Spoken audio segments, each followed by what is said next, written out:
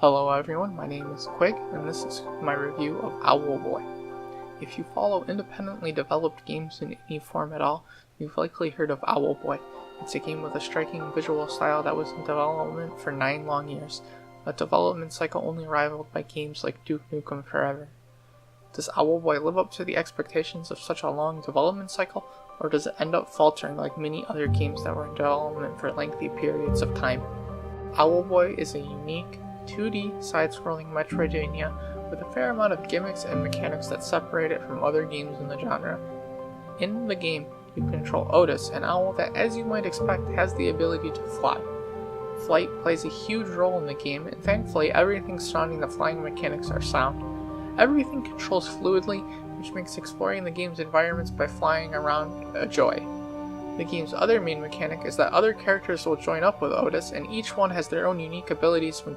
One character has a short-range gun that can be used to take out enemies, whilst another has a strong flamethrower that can be used to burn through vines. The game makes the full use of each one of the characters, with puzzles, boss fights, and various platforming challenges requiring you to swap out who you're using on the fly in order to succeed. The puzzles and platforming sections are the best part of Owlboy. Throughout the game, you will come across a variety of different Zelda-esque dungeons. These dungeons are a joy to explore. Puzzles are fun, and solving them requires intuitive use of the game's various mechanics. There's also a great amount of variety in Owlboy, from exploration, stealth sections, and the occasional bombastic set-piece moment. I never felt like I was doing the same thing over and over again.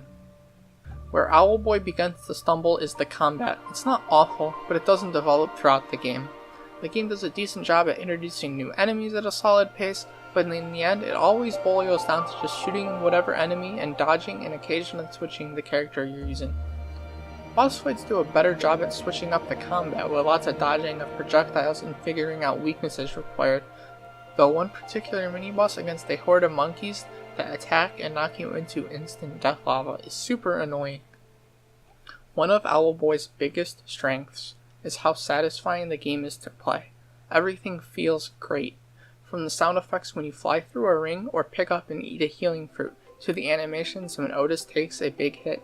It's these small touches that add up to make the game enjoyable to play throughout, despite some of the minor annoyances, and Owlboy does have a few minor annoyances.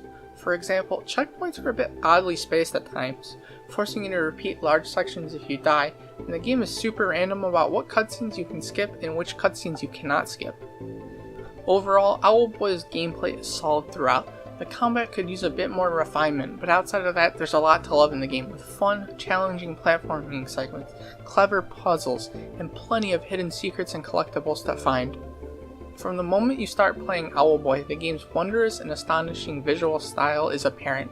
Owlboy is filled to the brim with immensely detailed pixel art and smooth animations. The game is an absolute treat to look at and genuinely one of the best looking games I've played.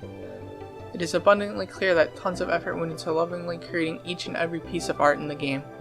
Compared to many other games in the genre, Owlboy has a greater emphasis on story. There's a surprising amount of lore and world building throughout the game that ended up really adding to the overall experience for me.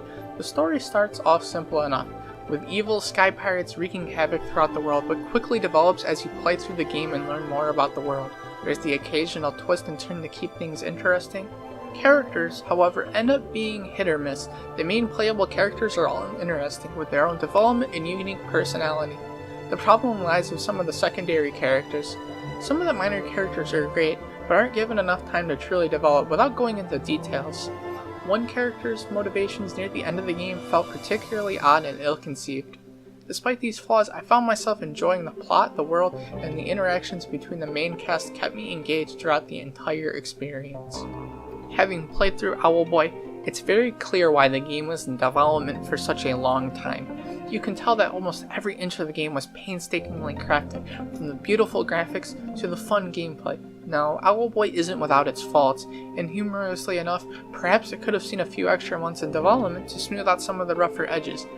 But even still, I find it damn near impossible to not recommend this game to fans of the genre. It's a blast from beginning to end, even with some of the faults.